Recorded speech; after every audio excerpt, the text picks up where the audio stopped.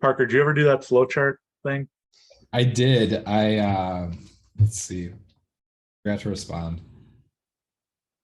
I ended up I got Mourinho Stan. Oh, I don't even remember seeing that on there. Now I need to look that up. See. Yeah, I can tell you how I got there too. Oh, hold on. Oh, Mourinho stands. I thought you said Marina stands. Ah, That's why I was like, where the fuck did you end up on this chart? Okay, I see where we're going now. 86. You Never mind. All right, I've read enough.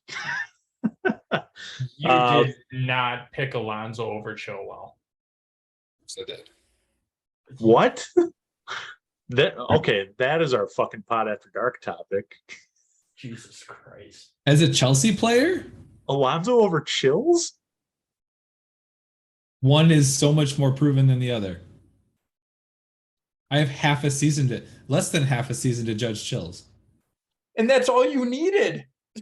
How many goals That's has the Chills problem. scored? That's all you needed. How many goals has Chills scored? Before he got injured, more than Alonso. Absolutely not. And during that season, yes. Overall, completely different comparison. I agree. But if you're looking as a Chelsea player, If I'm looking at who I'd rather take today, it's Chills. If I'm looking at overall body of work, what I've seen, I'm taking Alonso all day. All day. Oh, geez. this is going to be the one time that Collins and I agree. Oh, yeah, that's half why I'm in shock. Me and Matt are on the same side of the page. Siemi Bakayoko, oh yeah. Samina mina, Edward Mende, Samina mina Sam Sadate. He comes from Senegal.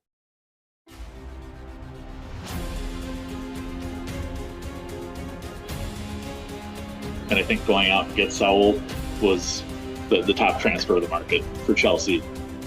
Chesney could have been in the shower smoking a cigarette like he was at Arsenal, and we still would not have scored. My rants have been fueled by Scott. Don't get it twisted. Big Rom. Man, fuck you.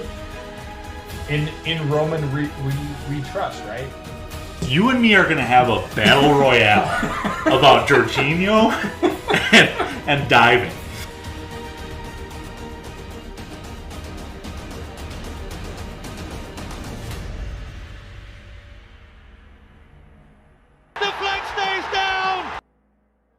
All right. Well, welcome to the Flag Stays Down podcast. Make sure to subscribe, rate, and review on Spotify, Apple, or wherever you get your podcasts. You've got me here, Andy. You can follow me at Comiskey North. We've got our Thiago Silva at the back, Parker, DJ Parkour. And we've got a man who now not only is a better decision maker than Edward Mendy, but also Conor Gallagher. We got Matt at Matus Lee. Parks, how you doing? Oh, I'm just great. I just, was facing the abuse of YouTube based on who I got in my what level of Chelsea are you quiz. So yeah, just have to defend myself a little bit, but nothing I can't take. No, it's been a good Sunday, boys. It's a good week, great match, and good to pull off a win in some tumultuous situation. So yeah, happy to be here. How are you, Matt? Let me just start off by saying that I'm not sure if I'm proud or offended that that you labeled me as somebody that makes better decisions than Conor Gallagher, because both of you know me very well. So you can kind of pick or choose on that one. But anyways, well done, Collins. Yeah, we're doing good. It was one of those matches where we were talking a lot throughout the group chat. A lot of things going on, but it's Sunday night here with the boys. Couldn't be happier. Collins, how's it going? It's going good. Today is one of my favorite days. You got I live in a very Serbian community, and it was Serb Fest. So I had some wonderful food, had some great Serbian beer. And then I went to Eagle Park Brewing and found out that my favorite beer is back in stock, the pineapple upside down cheesecake incident. It's a very good beer. It's fantastic. So very, very good day for me. Only drawback was that I couldn't watch the match live yesterday. I was driving back from Parker, actually your neck of the woods.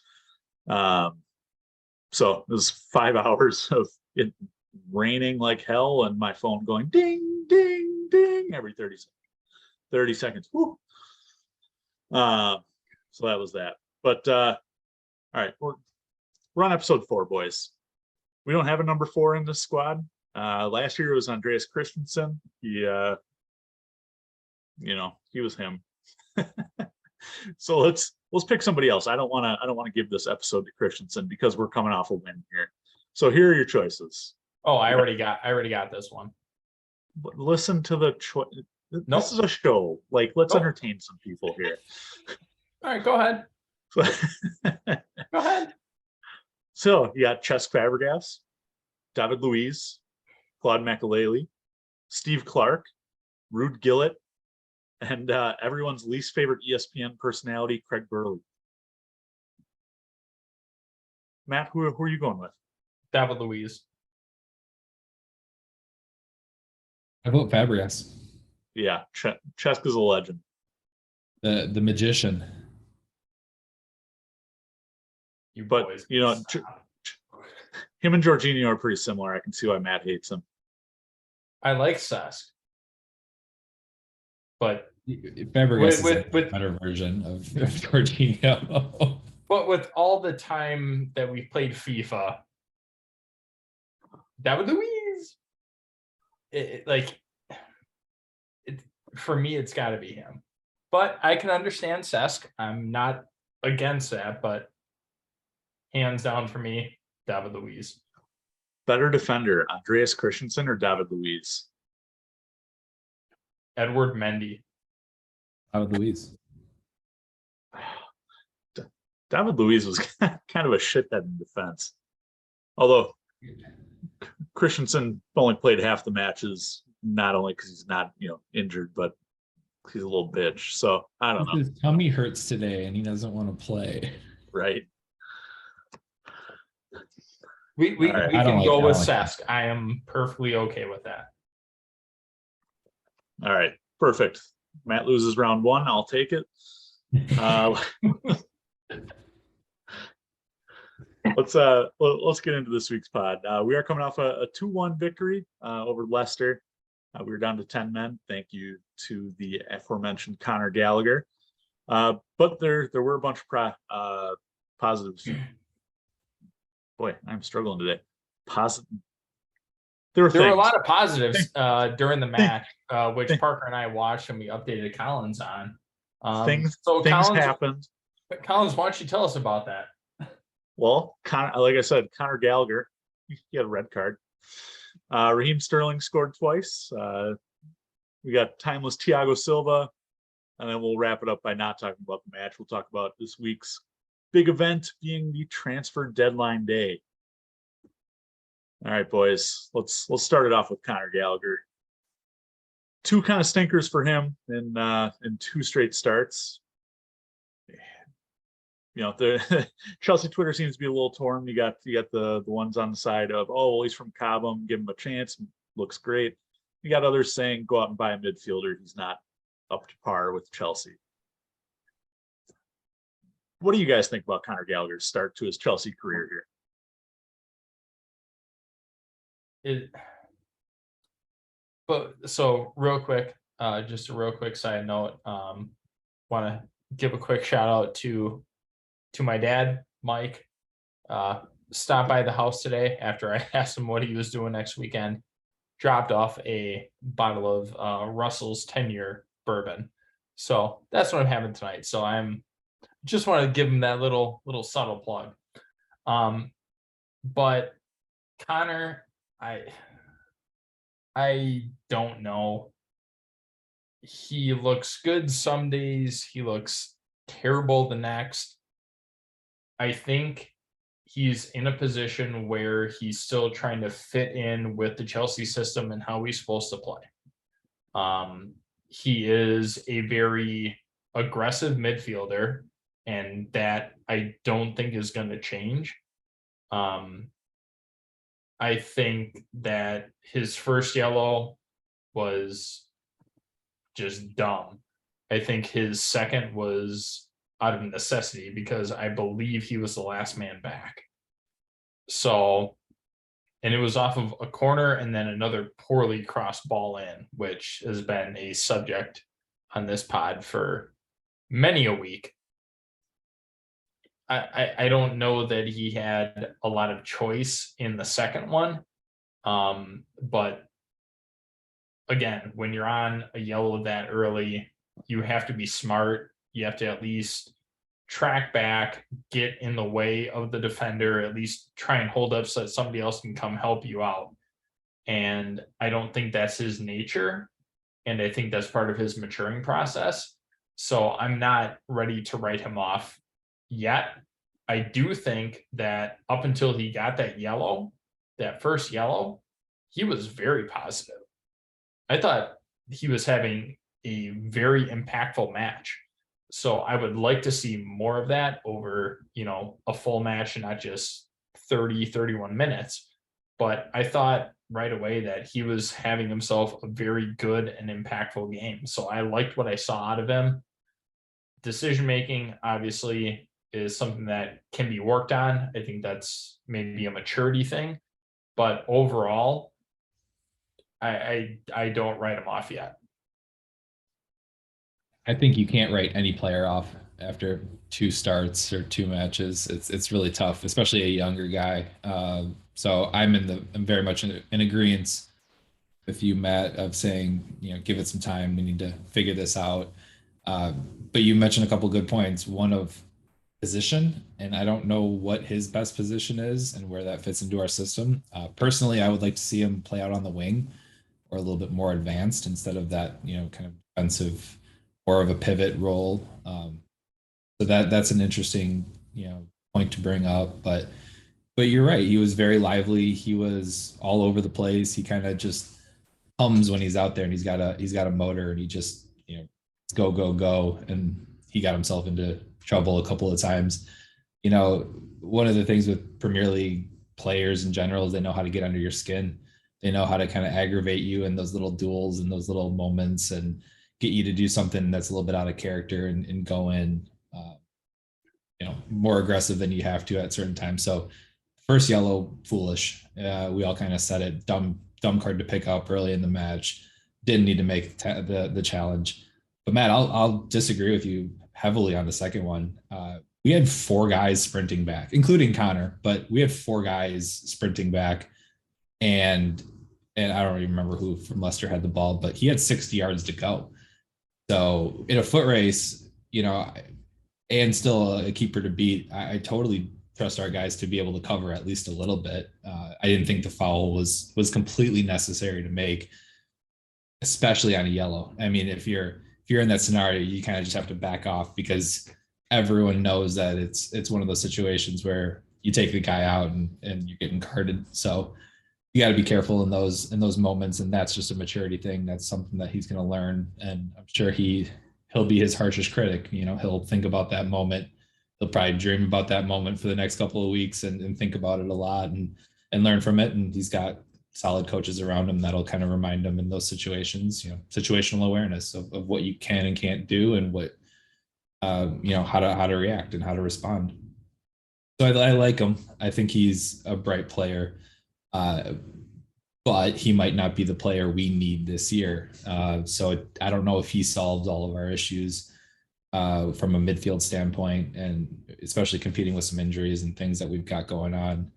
Our midfield, as it is almost every year, is going to be a place to watch. What we do, how we line up, who we buy, all those kinds of things. It'll be a very interesting time for us. Parker, I don't know if he has the good coaching around him to fix that. This coaching staff is not focused on discipline. This coaching staff can't can't get their attack to score goals. This coaching staff can't get a corner over the first man or drill that into people's heads. Go a little deeper, And by the way, this coaching staff also put the only guy on a yellow card back as your last defender on a corner. Dumb. That's dumb. I agree that I don't necessarily believe that Gallagher had to follow him. It is a foot race. We've seen Gallagher has pace. Probably could have herded him over to the other sideline, maybe down into the corner, something. But it's immaturity on the part of Conor Gallagher. Is he up to par with Chelsea? Not this year. I'm okay with him going out on loan. I think the most recent thing I've seen is Palace want him back on loan if we get Zaha. Good. That works for me. It's a World Cup year, benefits Gallagher by getting more matches in a place where there's not as much pressure. And on our end, it saves us from playing with 10 men. It saves us from these dumb, immature mistakes. Honestly, I would have liked to see Ethan Ampadu in that number 6 role. I think the number 6 suits him a little bit better. But again, it's a thing that we've now been talking about for a couple weeks. It's guys playing out of position. Connor's not a 6. Conor doesn't play that holding position well. He's an 8. He's a box-to-box midfielder. He's Frank Lampard. So asking a guy to hold back, to play more defensive, yeah, he's got energy. And Matt, you mentioned it. He looked good. He had a lot of aggressive moments, but that's the problem. In a number 6 role, we don't need that. We don't need the box-to-box energy. We don't need him in that pivot role. And so why are we continuing to play guys out of position when it's not necessary? Why Gallagher and Jorginho together? It was doomed from the start. So if you're saying that, and I'm not going to start going off on this tangent yet, because we'll save this for later. But in that central defensive midfield role, your pivot player isn't that Jorginho in this pairing between Jorginho and Conor. The way they were lined up, this was a double pivot. It was 2 holding midfielders, which is the issue. So that's where I think I have the issue, is because Jorginho is not your attacking midfield in that position, right? He's not. And I understand what you're saying. He's not, and he wasn't. You're looking at 2 pivots. I get that. But naturally, that's going to fall to Jorginho to be that pivot, right? We've seen it with Conte. We've seen it even with Kova, like RLC, like he's not the pivot when he's playing with Jorginho. He's always the one going forward. Jorginho is 9 times out of 10 gonna be that pivot person, regardless of whatever quote unquote system that we're looking at running, right? He's always going to be the person that, the center backs are looking for, the wing backs that they're looking for. So I don't necessarily think that he was trying to play the 6. I think he was kind of forced into that for other reasons, which we will talk about later. And I'm sure, Collins, you and I will get into it. So we'll save that for later. I'm not having any Jorginho debate today. I'm having too good of a day. It brings up, and we lined up with 4 at the back for the first time this year, and the first time in a long time. So it was a bit of a different system. We've kind of talked about that last week of can Tuchel pivot? Can Tuchel, bring different looks given the personnel that he has? And he did. But the problem with that is you throw a guy like Conor into that and roles aren't as clear as they have been. You don't have as much game film of your team and, understanding of where people are going to be and whose responsibility are different players, and that can lead to some confusion and being out of system and out of sorts a bit. Yeah. No, sorry, go ahead. I've got other thoughts on that about how things were handled with. So like with Conor, right? He's thrown into it, right? Kova can't go a full 90. You have RLC playing that wing back-ish position to some extent. He was playing more on the right side than he was in the midfield. Right, but he was, I mean, Or sorry, more central. He was playing more along the right side with Reese. And I think if you're going with like a 4-3-3 or whatever we were doing from the start, I don't think Conor in the middle was the right choice. That's definitely more a Jorginho role. But at the same time, I think the biggest thing is like Kova can't play a full 90. Conte's out. You're running RLC as a right center mid. You have Jorginho as a left center mid, who is basically like a left central defensive mid. It doesn't flow that well. And I think that's just kind of out of necessity. And Collins, to your point, yeah, you could throw Ampadu out there, but is he going to be able to sustain? Like, do you want to throw him in against a match against Leicester that has a very potent offense if they get Harvey Barnes, if they have Vardy, if they have Iheanacho, like if they have all three of them on the pitch, like that's going to be tough to try and defend and everything like that.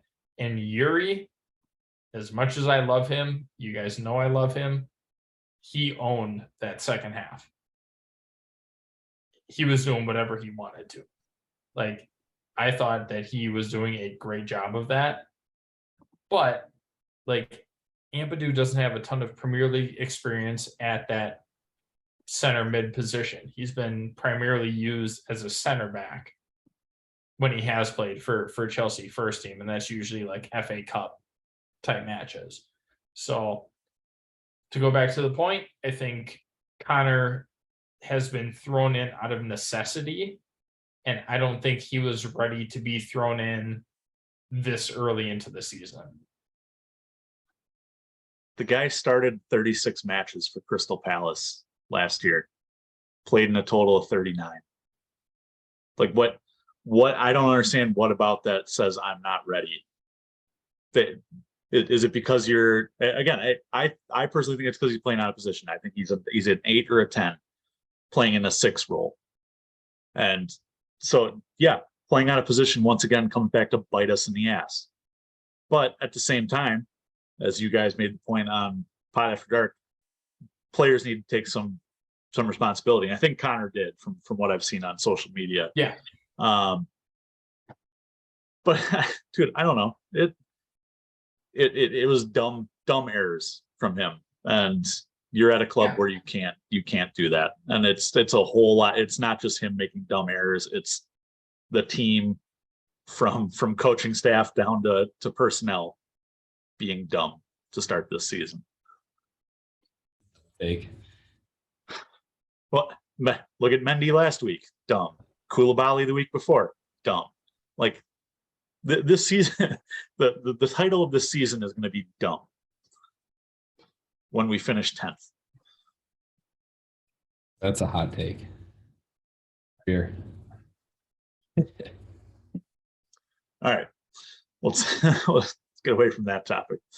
On a more positive note, Raheem Sterling scores his first goal and his second goal for Chelsea in a spread of what, 6 minutes, probably less.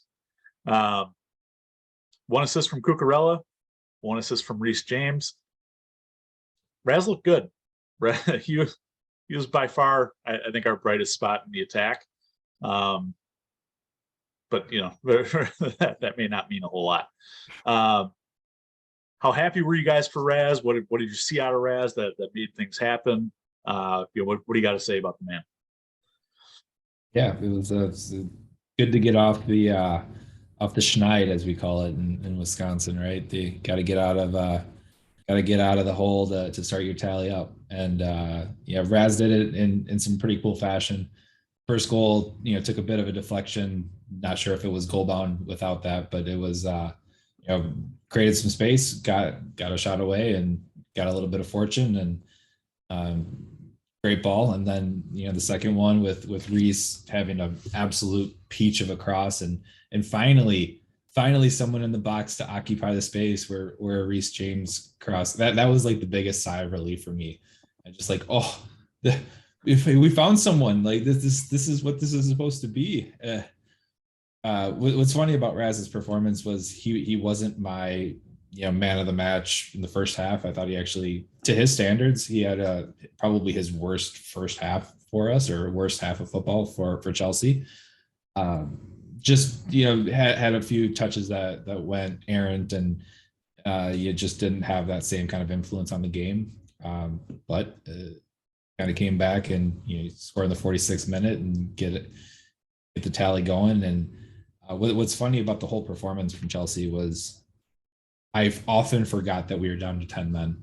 The way we kind of controlled possession, the way we dominated up until about the 70th-ish minute.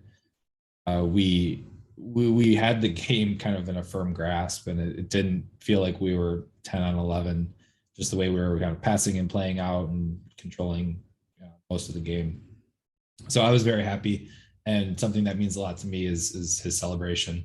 It seemed like it meant a lot to him. He kind of went crazy for it, and I love it. He's a big name signing. He's a big ticket person. He understands a lot of the problems that Chelsea has had in the past with goals and scoring goals consistently. And I'm sure people talk about a curse, whether there's a curse on our number 9 shirt for sure. But I'm sure that people talk about, going to Chelsea and then your goals dry up and things like that. And, I hope that this is the first of many for him. Collins, what about you? That was honestly, Parker just took all my points. So, my first and foremost is that celebration. Just the passion, the excitement. You could see the adrenaline running through him. He's running over to that corner, and you can see him like thinking about being a little bit more reserved. And then he just drops the hammer on everybody. Oh my God, I was so jacked, but I was like alone in my car for the next like 3 hours. So I couldn't celebrate.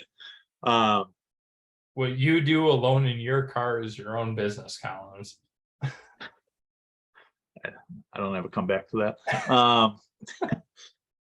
And the other thing is, again, like Parker said, occupying that space, cleaning up at the back post. When was the last time we had a guy make a run to the back post? I think Pulisic when he's in form, but that was a year and a half ago now. If it was good to see it, it makes me feel like good things are coming in terms of the attack, but it's going to start and end with Raz. So I'll agree with almost everything that you and Parker said. The one thing that I will bring to the table is if we have to rely on Raz to show up when we're at 10 men, and Kai is doing whatever he does, which I still don't think anybody knows. I don't even think he knows. I asked the question in the group chat about whether Mason Mount came off or not. And I said, I don't know if he did. I didn't even see him or notice him in the first half. So I want to be very clear about, he's going to revitalize the offense. What offense? All that this does is make teams be like, okay, Raz is the only one that can score. So as much as I love seeing it, like, don't get me wrong, I completely agree. Raz, tale of two halves, right? First half, from what we've seen out of him previously, thought it was poor. He was losing possession a shit ton. His first touch was awful.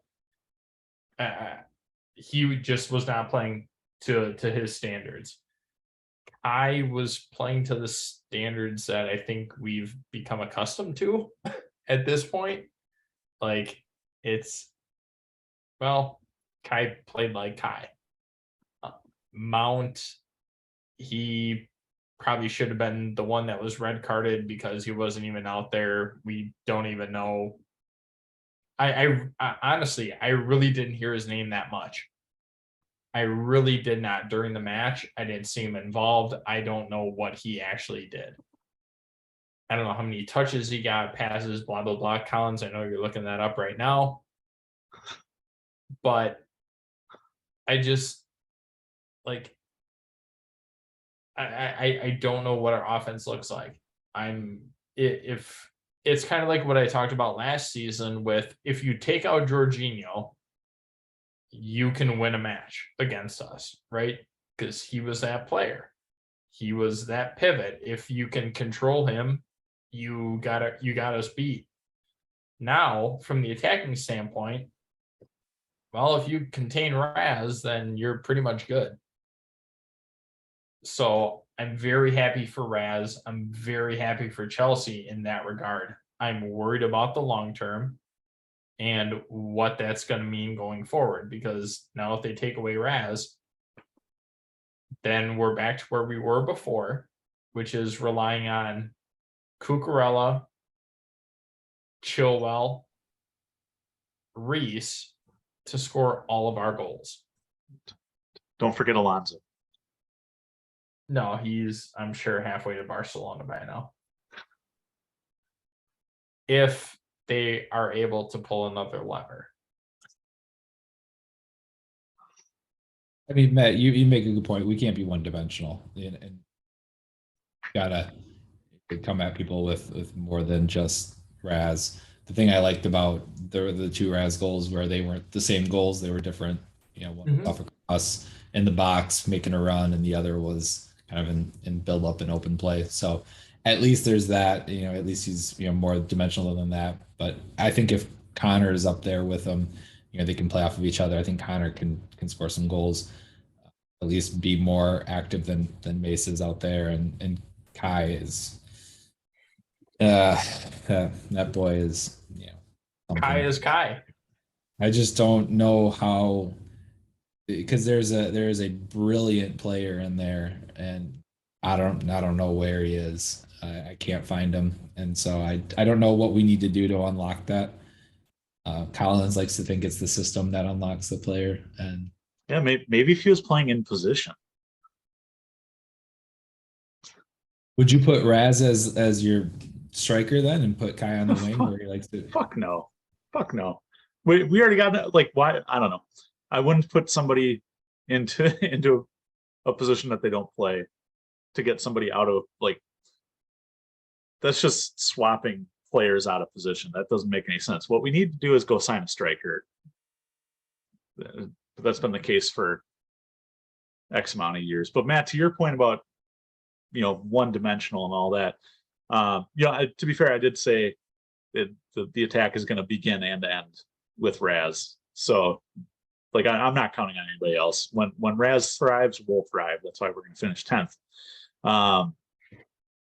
But at the same time, like Parker said, he was multidimensional. He was making runs at the far post. He had a chipperoo from outside the box. He's got different things. And, there's that fun stat floating around this week that Kai Havertz made the most in the box runs out of any player in the Premier League this season so far. So, things are looking good for him. And we're getting Anthony Gordon, who scored this week. So positive things. All of our targets have scored this week. Just throwing that out there. Yang had a pretty sweet goal against City a few days ago. Charity match, but it was still a sweet goal. All right. Well, before we get into transfers, I do just want to touch on the man who our man of the match is named after, and that's Thiago Silva. Once again, a class performance. This dude is so old. Although I say that and I realize he's only like 5 years older than me, but he's so old, and he's performing like he's 25. We talk about Thiago Silva enough. This may be a short segment, but the dude had another class match this week, and man, I don't know. I just want to give him some more props. I love what it means to him because there was a clip going around at the end of the match of everyone kind of coming up to him and hugging him and everything. Like the amount of passion that he plays with is amazing. He's cramping. He's old. He's got, things going on. His calf was bothering him during the match and he's still out there just giving everything. And it just, I think one of the announcers said it where he said the ball's just a magnet to him. He just is always in the right spot at the right time. And he, the it was what's his name? Trev went and he tried to get Vardy on that ball and Vardy completely outclassed him. That never happens to Silva. And you realize how frequently it happens to other defenders. And it just doesn't happen to Thiago because Thiago takes the right angle and he if he either gets there first or if he can't get there first, he's back in position, making the block. And my favorite thing that I saw, or one of the favorite things I saw was even if Vardy put that ball on target, who was there ready to clean it all up? You guess. It was a great match. I mean, Sterling deserves man of the match props and recognition for the 2 goals. I totally get it, but he makes such a huge difference for us. I feel like we would have conceded 6 without him. Matthew, you're on mute. He does his job to the pinnacle of what every center back should do. The fact that he's 37, 38, stupid. But the thing is, if you know where you have to be, you don't need pace to keep up with everything. And he's learned that. I think he's been learning that for at least 5 years. I know where I have to be. I know what's going to happen, and this is where I have to position myself. It's a shame that we look at his performances and we're like, oh yeah, this is Thiago Silva. This is what he does. Yeah, this is commonplace. This is just another normal match for him. That's how good he is. And, all the stops that he was making, all of his interceptions and everything, especially in the last 20 minutes of that match, ridiculous. You couldn't ask that of anybody in their prime, much less somebody who most people consider might be over the hill and things like that. They would not have put on a performance like that. He is a man that he hates to lose. And it doesn't matter what shirt he has on, what club he's with, he will not lose. He will do anything to ensure that. And that is what I think makes him so great. And he showed that against Leicester. Again, you have to consider we're down a man after 30 minutes. And he's still going full bore, doing everything, half cramping, probably dark arts, but he's earned it. The man just knows how to play, and he is so good at what he does. And the fact that he can put a performance out there like that, and we're like, yeah, that's just a normal Silva performance, I think is absolutely ludicrous. Since we started our man of the match poll, which I believe was about October of last year, Thiago Silva has been on our man of the match poll 25 times. Our next closest is Antonio Rudiger, who is no longer with the club at 16, followed by Mason Mount, who will probably never be on there again at 15. The man is special. I don't care. Give him a 3-year contract. I know he's got stuff to do in retirement, but give him a 3-year contract. Let him coach. Let him do something. but Fuck keep the him. manner. Get him out there in a walker. I guarantee you he's still going to be in the right spot. You know what he could do next year? Could manage the team. All right. Well, in that December, right? According to you, Collins. that's true. I did give Tuchel till the end of 2022. So, all right. We do have until the end of this month for transfers. So let's talk about transfers. So far this summer, in terms of big name signings, we brought in Cucurella, Raheem Sterling, Koulibaly, as well as some U23 players. If you want to throw Parker, say his name for me. I can't. Yeah, Chukwuemeka. Thank you. Omari Hutchinson, among other players. We still have holes on this team. I think that's pretty obvious. So with just a couple days left and rumors flying around about Zaha, Aubameyang, Fofana, what is your guys' number one? I feel like we've done this topic before, but what is your guys' number one priority getting done in the next couple days? It sounds like Fofana is pretty much a done deal, right? I mean, I think everything's been agreed to. Well, to be fair, so is Koundé. So Fair. I don't believe it until I see the shirt on their body. I wasn't even sure Raheem Sterling was a Chelsea player after he scored.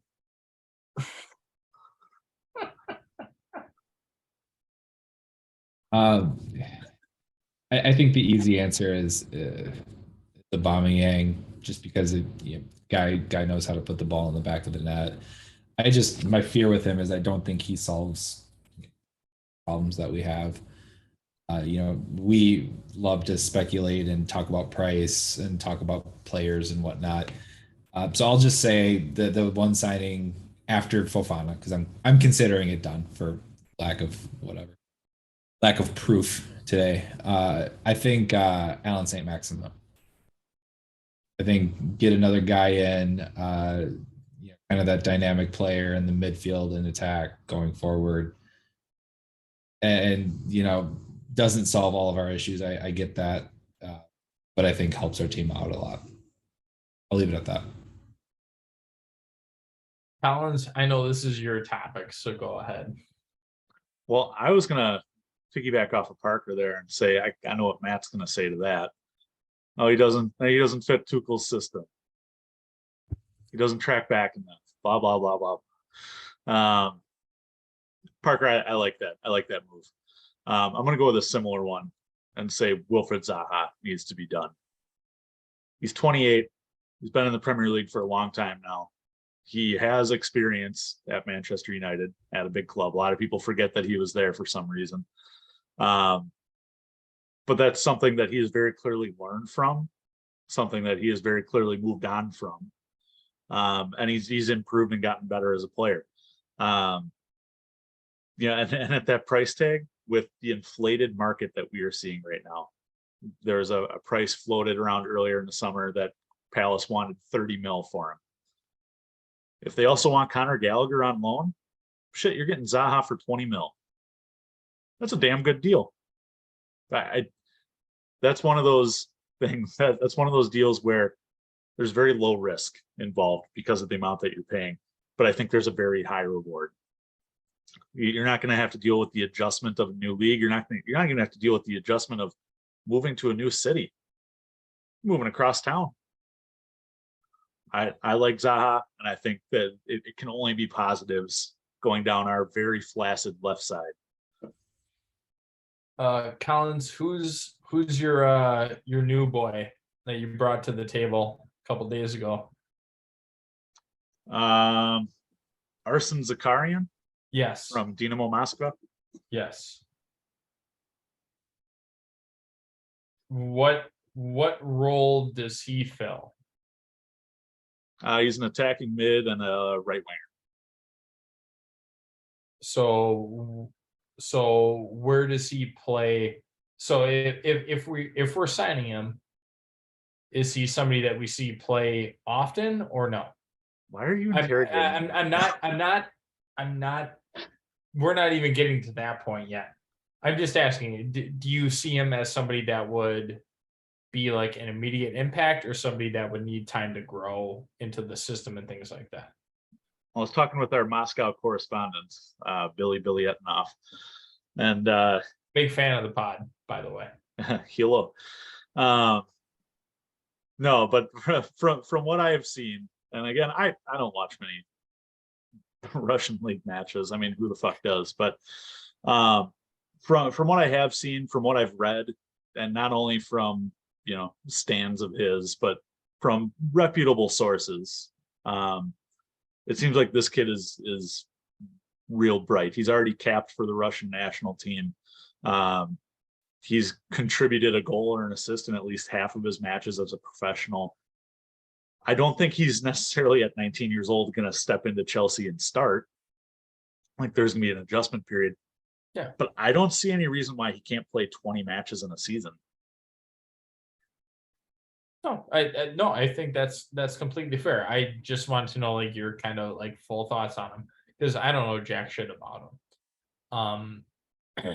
I'm so he's definitely that more of a long-term investment. My biggest concern around that, and Collins, I'm sure you have a laundry list of names to throw at me, and I have nothing to combat it with. He's Russian, right? He's got Armenian parents. Yeah, but he's capped with the Russian national team. Apparently, there's a stipulation that Chelsea want him to change his nationality to Armenian. Okay. Matt, are you getting to who you want to sign, or No, I'm just asking along the lines of who was the last good Russian player in the Premier League? Yuri Zhirkov. And when was that? No, he wasn't. Andrei Arshavin probably was.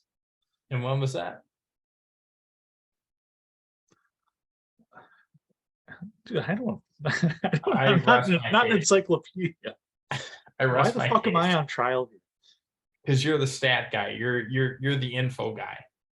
I'm just saying, playing in and this is something that we've talked about, right? Playing in a league where, yeah, you can shine, you can do whatever. Great, but come here and like, let's see what the hell happens. Like, granted, he's young, he has time to develop. I completely understand that, but at the same time, Collins, you're the one bashing the coaching staff about our coaching staff not being able to get people in the right position, like people not being able to get corners past the first man. So why in your mind is he such a hyped up individual? Okay, first of all, let me ask you a question. What are you getting at here? Who is your number one transfer target? I don't see where this is going besides just making me look like an ass. Oh yeah, well, I mean, that's my primary goal. But so my primary transfer target, if I had an option of who's available, I would say probably say Maximin. I really would. I think he's a handful to deal with. He's fast. He can do a lot of things. He had that great goal yesterday at the end of stoppage time. And Collins, just to make sure that I don't completely hurt your feelings, I would not be opposed to Mitrovic. I would not be opposed to him because I watched the Fulham game yesterday. Oh, boy is just an animal. He is just bodying people left and right without a care in the world, and I love it. So I would not be opposed to that either. I think the relationship between Tuchel and Aubameyang, I think it helps kind of ease things. Obviously, Aubameyang has played in the Premier League with Arsenal, and he did fairly well before his kind of blow up and everything like that. But you get him with the right manager, and I think it could be promising. Zaha, I'm a little bit more leery on, I would say. Yes, I know that he can do great things. I know he's been with Palace and basically been carrying them for a number of years. But I go back to the whole conversation. Would you rather be a big fish in a small pond? And I think that's what he is. I think he's like a big fish in a small pond. When you bring him up to the big leagues, then what does he do? Because obviously Man United gave him away for a reason and sold him to Crystal Palace. So granted, that was what, 8 years ago, 6 years ago, something like that. So like obviously time has prevailed, and he's a much better player after the fact, but I don't know if he's going to be able to, for 20 mil. Yeah, he'll meet the expectations if we do loan out Conor, but you're looking at a very harsher fan base than Palace when you go to Chelsea. So I don't know if he's up for that, and I think that maybe that is what broke him at Man United. So I don't know. I would almost consider Chelsea's attack though a small pond, so he'd fit right in. They aren't even at the pond; they're still driving. They're a puddle. Yeah. But Matt, you're spot on in the fact that there aren't many players in the world that play for bigger clubs than Chelsea. I mean, there aren't many bigger clubs than Chelsea in the world, and so almost every target you go after has to face the facts of you're on stage, you're performing, and every decision you make is criticized and looked under a microscope, and one mess up can lead to the entire fan base kind of turning on you, and that's just a reality, man. I mean, that happens in other sports as well, but they're the big leagues. Chelsea are a massive name and a massive draw, and they're always going to have that pressure on them. I just don't know if in Zaha's career, if he's got that like hunger to take his game to the next level. He could prove everyone wrong and come out and perform. I think if he performs at the level he performed with Palace, it's a win all day. It's just a matter of, does he get paid and then get happy with the paycheck and doesn't have the drive to keep kind of inventing himself, which is I think what happens with people at Chelsea sometimes is they get the big payday, they kind of made it, right? They're always on that like climb up for their career, and then you make it at Chelsea. Went from making 30 grand a week to 220 grand a week. It's a big difference. And so it's a change of lifestyle, and you're living in London, and it's a little bit more posh, and it can change people, and it has changed people, and people don't kind of perform at the same level that they have. That's my only fear with Zaha. He's always been a player that I've like feared going up against, because when he's on the ball and he's got to bomb it down the left against us, I always kind of think we're in trouble, because he's one of those guys that can make something happen, and good and creative and skillful. So yeah, he's that 50-50 for me. Could work out, but Collins, to your point, if you get him for 20, I think it's a steal, especially in today's market. We've spent a whole lot of money. And so, Matt, we have bought young players that might be projects down the road, but we've bought starters as well. Mm-hmm. We bought Sterling and Cucurella and Koulibaly, guys that can come in and contribute today. And then we bought guys that can contribute in a few years. And that's what I like about this window for us. Collins, you brought it up in our group chat of what do you rank this window? For me, based on expectation and based on holes filled and everything, it's like a 9.2, 9.3 out of 10 window for me. We find a lot of players, got a lot of people in our system, and if we can continue on a trajectory from who we signed and what we can build off of, I think it sets us up really, really well for the future. We took care of a lot of things, today problems and tomorrow problems. So I like it. I think it's very positive. And I didn't think we would sign half the players that we signed. I was very worried that we were kind of go through this entire window and just be Raz and then maybe a couple other of those younger guys and nothing else. But it seems like our management staff, Bowley and crew, along with Tuchel's guidance and advice, have stepped up to the plate and made a lot of moves, had a lot of conversations with a lot of teams, and figured out who to bring in. So, Matt, to answer your question from earlier, the last Russian to play in the Premier League was Andrei Arshavin and Pavel Pogrebnyak in 2013. But I think that's more of a geopolitical issue than it is a talent issue. Russia finished right. So yeah, I probably should have clarified that a little bit more. The last person from because he's playing in the Russian Premier League, right? It probably should have been who is the last player from the Russian Premier League that is done well. Probably again, Arshavin, Pogrebnyak, Pavlyuchenko. Right, and that's been a number of years. So right. Also, Collins, just to completely piss you off, because that's what I do. The biggest thing I want to throw out is that Jorginho sucked this week. So just want to throw that out there for you. Can we add that to just pot after dark? Because I actually have something that relates to what Parker said, and like it flows with the conversation. Yes, we can.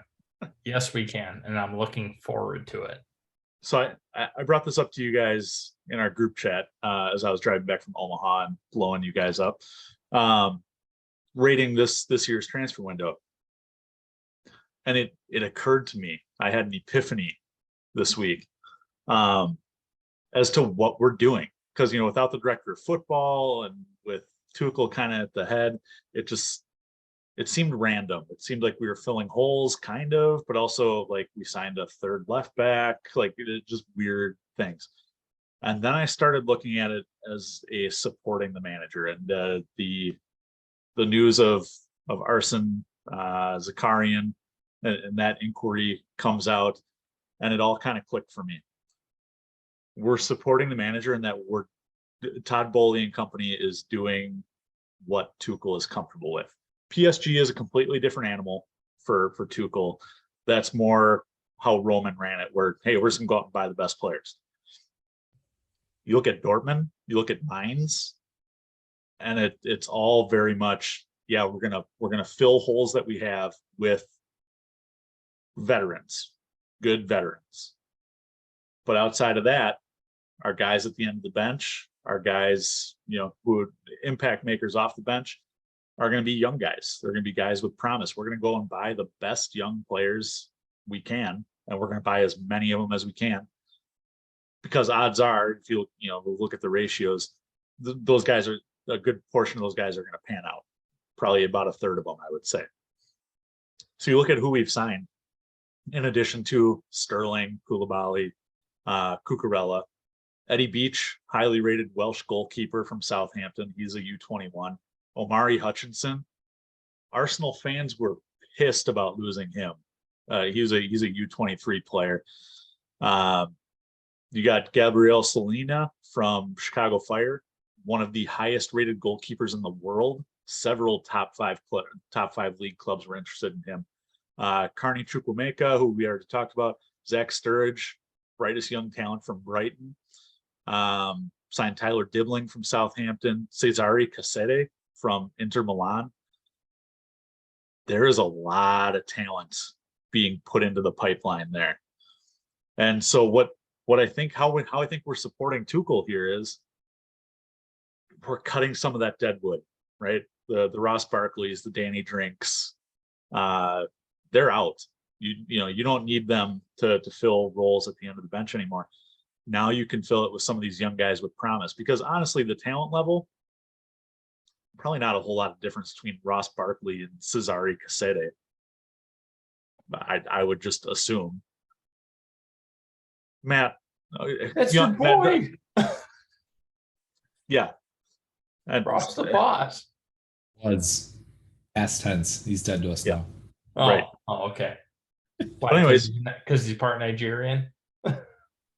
but you're not losing a lot of talent going from Barkley to Casete or Barkley to Chukwuemeka. Sorry to keep hounding on Barkley here, but he was the main deadwood on the bench last year. Oh, So what you're getting is is Tuchel now has these guys available. He will get them in, as he did with Ousmane Dembele, as he did with Christian Pulisic. So many other of those young talents that Dortmund has just churned through over the last couple of years. And that's what we're doing. We are buying now low, a lot of these guys for 10 to 15 million. So we're not paying 60 for them in 3 years. It's almost a draft and develop. Do I necessarily agree with it? Do I think there's flaws with it? Yeah, absolutely. But at the same time, now everything seems to have a plan in my mind. It fits a mold, and it makes it a lot more, I don't know. I can transfer what I'm thinking into what I'm saying a lot better than, if it's just, oh, we're going to grab random player here, random player here, random player here, fill a center back gap. So I would rate this summer very highly, up in the 9s.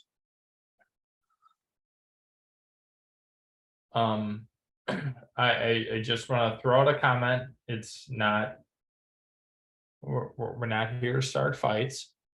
Oh, Jesus. Collins, you're the person that said that TT wouldn't, your hot take was that TT wouldn't make it through 2022. Mm-hmm. So if that's the case, why are we investing in all of this youth based on the examples that you just gave of, TT bringing up youth and getting them in and getting them involved? You don't need to be invested in a certain manager to do that. We saw this, and again, I know I blew you guys up with text, so maybe you didn't get to it, but we did this probably 6-7 years ago too, buying up all the young talent in Europe, and I'd like to think it paid off pretty well. Courtois, Hazard, Michi not so much, but Lukaku made a nice little De Bruyne. Yeah, De Bruyne, Mo Salah when he was 20 years old.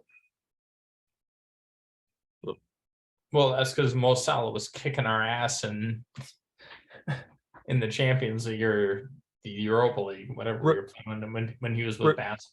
Regardless, it doesn't matter who your manager is. They're not buying these guys like, ooh, Tommy, here you go. Like, oh, we love you. Like, this is good for the club. And right, but at the same time, if Thomas Tuchel has a lot more involvement in who the club is signing, right? And that's been what everybody said. He has more involvement with who the club is signing. Yeah. Then are they trying to cater to the team that he wants? Or do you think this is more above Thomas Tuchel and a higher? 4 of these guys play the same position. It's not playing Tuchel's, anything. They're not buying a future team here. This is you're buying the best of the best, and the cream rises to the top. Right, and I'm just asking the question because we know that Tuchel has been involved heavily in transfer negotiations and like the players that he wants. So and that's where I get to my point of, with the signings that we are getting, young, old, whatever, are we making sure that this isn't a Tuchel-based thing? And then, 4 months from now, he's out the door, and then we're like, oh, shit. From all that I've read, from all the reports I've been seeing, a lot of these U21 guys, Chukwuemeka, Hutchinson, Casete, Selena, these are Neil Bath guys. Neil Bath is our development team coach. He coaches the U23s. So are they catering to a manager? Yeah, it sounds like it. I don't necessarily think these are Tuchel guys. I think these are guys that Neil Bath says, hey, I can develop these guys into stars. And if worst comes to worst, we sell them. And, we've been really good at doing great business. Everyone likes to talk about the amount of money we spend. But when you look at net spend, we're not very high on that list anymore because we do good business. We develop players, we sell them for decent amounts of money. And, that it allows us to afford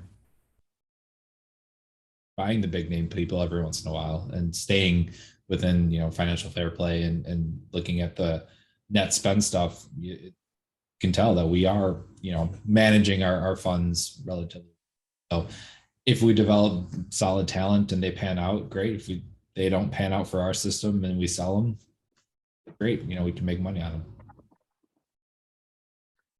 All right, so we are pushing the hour mark here. So I'm gonna cut this short. I'm sure we'll discuss more on Pod After Dark, among other things. Sounds like Matt is primed and ready to go. But we'll leave it this. Parker, any closing thoughts? My one thing I'll close on, which I have to laugh and smile to myself about, is just how critical I can be and the fan base can be after a down to 10 men victory. Like, it just, when you look at it from we lost to Leeds 3-0 the week prior. That team isn't the team that came out yesterday, and so I thought the team showed a lot of promise and a lot of improvement from week to week. And the fact that it looked as though we were going to lose back-to-back games, and then we didn't and pulled it out. You have to kind of just take that as a positive. It's 3 points and push on to the next one. Matt, what about you? To be fair, I did call a 2-1 scoreline. So give myself a little pat on the back there. But no, I think we just play with 10 men more often because we looked a lot better. We really did. Like, if we can just have one person come in and just play defense, fine. But if we can have 10 men going forward, we're a lot more aggressive. And, I just love to see it. But yeah, it's a gritty win, right? We need those things. The Liverpool game last season, right? Like, it's time to almost like nut up or shut up. And that's really when we kind of had a good run of form. So I think this might be a turning point for us. And I'm hoping that's the case. All right. Well, let's before we cheers, let me pay some bills. I know you guys love that phrase. If you enjoyed what you watched today on Twitch TV, give us a follow there. We will be here just about every Sunday, 8:30 p.m. Central Standard Time. If you're busy on Sundays or you like the podcast version, I catch us anywhere you get your podcasts: Google, Apple, Spotify. All that we ask is that you do give us a subscribe, rate, and review. It helps us spread our bullshit to more Chelsea fans like you. You can always follow us on social media. The podcast can be followed on Twitter, Instagram, and Facebook at FlagDownPod. You can follow me, Andy. I'm at Comiskey North. You can follow Parker at DJ Parkour. You can follow Matt at Matus Lee. If you have any questions or comments you want us to address on air, we're always happy to read what you have for us. So either join us on Twitch, jump in the chat, or shoot us a DM on any of those social media outlets. All right, well, that's all I've got, boys. Let's toast to critical thinking and a pat on the back for Matt. Cheers. Cheers. Cheers.